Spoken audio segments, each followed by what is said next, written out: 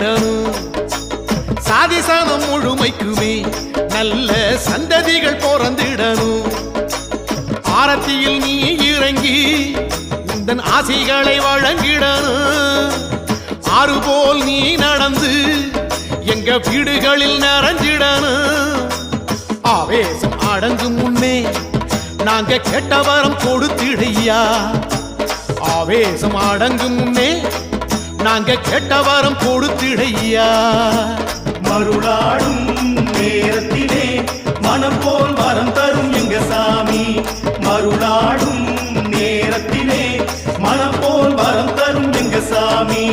தேறி கூடி பணியாடும் எங்க கக்குவேல் ஐயனாரே.